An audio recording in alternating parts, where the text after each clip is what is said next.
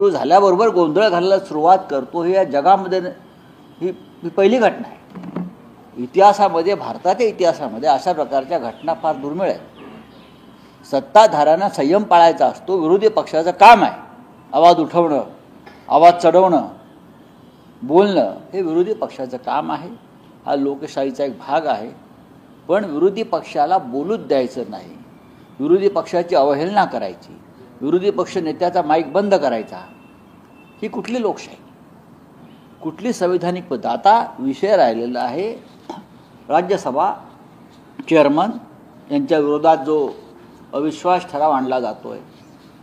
गेले काही दिवस संविधानिक पदावर बसलेली ही व्यक्ती पक्षपातीपणे वागताना स्पष्ट दिसत आहे.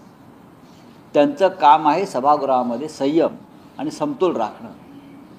पण ते सत्ताधारी पक्षाच्या बाजूने झुकून विरोधी पक्षाचा आवाज दडपण्याचा प्रयत्न केल्यावरती आमच्यासमोर अविश्वास ठराव आणून आमच्या भूमिका मांडणं याशिवाय दुसरा कोणता मार्ग आम्हाला दिसत नाही. दोन्ही सभागृहात अदानींचा मुद्दा असतोय. आता त्याच अदानी ग्रुपकडून महाराष्ट्रातला पहिला चेकपोस्ट चालू करण्यात आलेला आहे.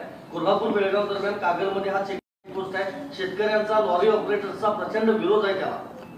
संपूर्ण महाराष्ट्र अडण्याच्या घशात घालण्यासाठीच राज्यातलं सरकार हे गैरमार्गाने विजयी करण्यात आलं. संपूर्ण महाराष्ट्र, मुंबईसह महाराष्ट्र. आता इतका मोठ्या उद्योगपतीला जकात नाकी चालवायचे आहेत. यांची लायकी बघा. जगातला सगळ्यात श्रीमंत माणूस म्हणतात हा.